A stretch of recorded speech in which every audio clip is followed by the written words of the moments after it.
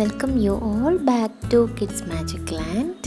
ഈ വീഡിയോ കാണുമ്പോഴത്തേക്കും ഒന്ന് ലൈക്ക് ചെയ്യാനും ഷെയർ ചെയ്യാനും കമൻറ്റ് ചെയ്യാനും ആൻഡ് സബ്സ്ക്രൈബ് ചെയ്യാനും കൂടി മറക്കല്ലേ. അപ്പം നമുക്ക് ഇന്നത്തെ വീഡിയോ എന്താണെന്ന് നോക്കാം അല്ലേ. നമ്മുടെ ചുറ്റുപാടും ഒരുപാട് അസുഖങ്ങൾ അറിഞ്ഞിരിക്കുകയാണ്.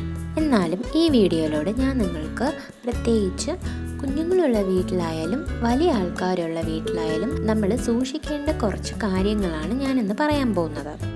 നമ്മളുടെ എല്ലാവരുടെ വീട്ടിലും പെറ്റ് അനിമൽസ് കാണും. മിക്കവരുടെ വീട്ടിലും കോഴിയോ പട്ടിയോ പൂച്ചയോ ഇതൊക്കെ കാണാറുണ്ടല്ലേ. നമ്മൾ എന്തെങ്കിലും ആലോചിച്ചിട്ടുണ്ടോ അതിൽ നിന്ന് എന്തെങ്കിലും അസുഖങ്ങൾ വരാൻ സാധ്യതകളുണ്ടോ എന്ന്? എന്തൊക്കെയാണ് ശ്രദ്ധിക്കേണ്ടത് ആൻഡ് എന്തൊക്കെയാണ് സൂക്ഷിക്കേണ്ടത് എന്നുള്ളത് ഞാൻ ഈ വീഡിയോയിലൂടെ നിങ്ങൾക്ക് പറഞ്ഞുതരാം. ഇന്നത്തെ വീഡിയോയിൽ ഞാൻ നിങ്ങൾക്ക് ബേർഡ്സ് ഉണ്ടാക്കുന്ന അസുഖങ്ങളെക്കുറിച്ച് മാത്രം പറയാം. അടുത്തടുത്ത വീഡിയോയിലൂടെ ഓരോ അനിമൽസും ഉണ്ടാക്കുന്ന അസുഖങ്ങളെക്കുറിച്ച് പറഞ്ഞുതരാം. ആക്ച്വലി മൃഗങ്ങളുടെ അടുത്ത് നിന്നും നമ്മൾക്ക് അസുഖങ്ങൾ വരുന്നത് കുറവായിരിക്കും എന്നായിരിക്കും എല്ലാവരും കരുതുന്നത്. പക്ഷെ അങ്ങനെ അല്ല. കുഞ്ഞുങ്ങൾക്ക് മാത്രമല്ല വലിയ ആൾക്കാർക്കും പനി, തലവേദന, ശ്വാസതടസ്സങ്ങൾ, ചുമ, തൊണ്ടവേദന, ജലദോഷം ഇത്തരത്തിലുള്ള സിംറ്റംസാണ് കാണുന്നത്. നമ്മളിപ്പോൾ കാണുന്നത് ഒരു ഫാമാണ്. ആദ്യം ഞാൻ ഇന്ന് തുടങ്ങാൻ പോകുന്നത് പൗൾട്രി എന്ന് വെച്ചാൽ ഫാം അനിമൽസ് ഉണ്ടാക്കുന്ന അസുഖങ്ങളെക്കുറിച്ചാണ് ഈ വീഡിയോയിൽ പറയാൻ പോകുന്നത്. അസുഖങ്ങളുടെ പേരുകൾ ഞാൻ പറയാം, പിന്നെ ഇതിൽ നിന്നും സൂക്ഷിക്കേണ്ട സ്റ്റെപ്സും പറയാം. Cryptococcus infection, Histoplamosis, Psittacosis, Avian Influenza.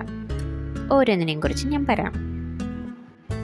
ഇതൊക്കെ എങ്ങനെയാണ് സ്പ്രെഡ് ആവുന്നതെന്നും കൂടെ അറിഞ്ഞിരിക്കണ്ടേ?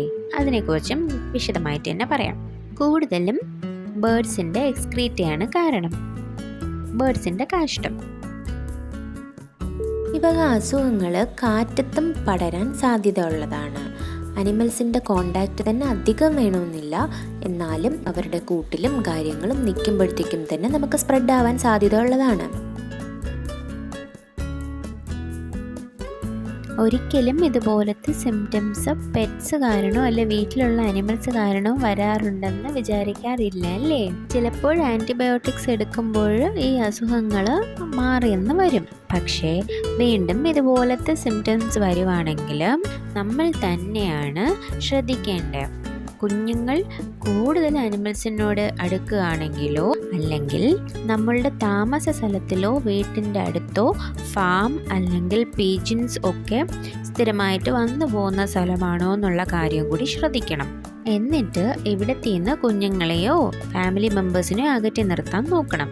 ഞാൻ ആദ്യം പറഞ്ഞ ഇൻഫെക്ഷൻ ക്രിപ്റ്റോകോക്കസ് ഇൻഫെക്ഷനും ഹിസ്റ്റോപ്ലാസ്മോസിസും ഇതൊക്കെ ഉണ്ടാവാൻ കാരണം പക്ഷികളും കോഴി, പ്രാവ് ഇവകളുടെയൊക്കെ കാഷ്ടങ്ങളാണ്.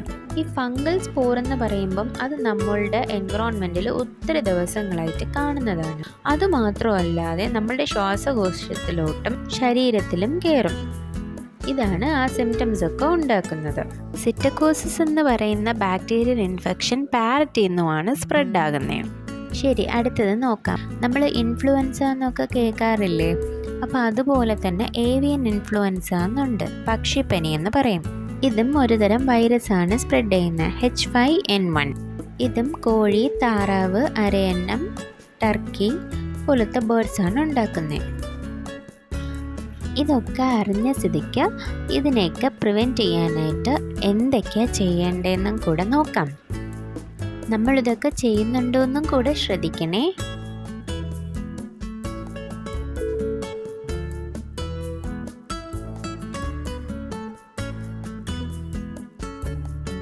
ഞാൻ കുറച്ച് സിമ്പിൾ സ്റ്റെപ്സിലാക്കി പറയാം.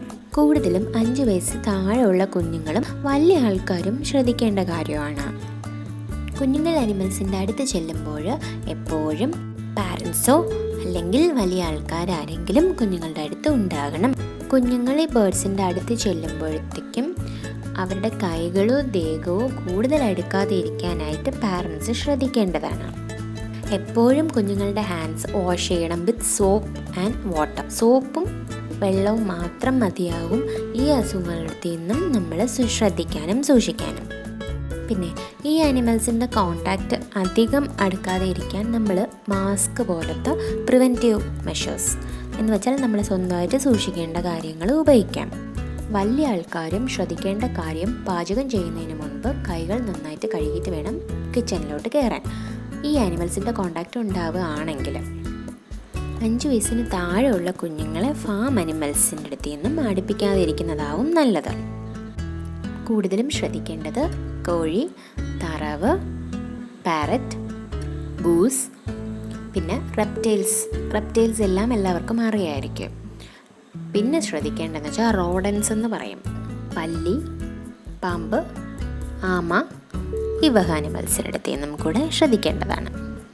നമ്മളുടെ വീട്ടിൽ നമ്മൾ വളർത്തുന്ന ഏതൊരു അനിമൽ വേണമെങ്കിലും ആയിക്കോട്ടെ, പട്ടി, പൂച്ച, എന്താണെങ്കിലും നമ്മൾ സ്ഥിരം അല്ലെങ്കിൽ ഒരു ഫ്രീക്വൻറ്റ് ഒരു 6 months അല്ലെങ്കിൽ ഒരു 1 year വൺസ് വെറ്റിനറി ഡോക്ടേഴ്സിന് ഷുവറായിട്ടും കാണിക്കേണ്ടതാണ്. വാക്സിനേഷൻസ് ഉണ്ടെങ്കിൽ വാക്സിനേഷൻ കൊടുക്കണം. പിന്നെ ചെക്കപ്പ്, ഫോളോ അപ്പ്, ഇതേപോലത്തെ കാര്യങ്ങളൊക്കെ ചെയ്യണം. ഈ വീഡിയോയിലൂടെ നിങ്ങൾക്ക് ഞാൻ പറയുന്ന സിമ്പിൾ കാര്യം എന്താണെന്ന് വെച്ചാൽ, ഒന്ന്, നിങ്ങൾക്ക് മാസ്ക് ഉപയോഗിക്കാം അനിമൽസ് കോണ്ടാക്റ്റ് ഉള്ള ആൾക്കാർക്ക്. പിന്നെ ഫാം അനിമൽസിൻ്റെ കൂടെ കൂടുതൽ കോണ്ടാക്റ്റ് ഉള്ള ആൾക്കാർക്കും. ഇല്ലെങ്കിൽ മാസ്ക് മാത്രം പോരാ, നമുക്ക് നല്ലപോലെ ഹാൻഡ് വാഷിങ്ങും വേണം. സോപ്പും സാധാ നമുക്ക് കിട്ടുന്ന സോപ്പും വെള്ളവും വെച്ച് മാത്രം കൈ കഴുകിയാൽ മതിയായിരിക്കും ഇത്തരതരം അസുഖങ്ങൾ കുറയ്ക്കാൻ. ഈ പക്ഷികളുടെയൊക്കെ കൂട് സ്ഥിരമായിട്ട് വൃത്തിയാക്കി വെക്കണം. Thank you so much. ഈ വീഡിയോ കാണുമ്പോഴത്തേക്കും സബ്സ്ക്രൈബ് ചെയ്യാൻ മറക്കരുത്. Stay safe. Thank you. Also like and share this video.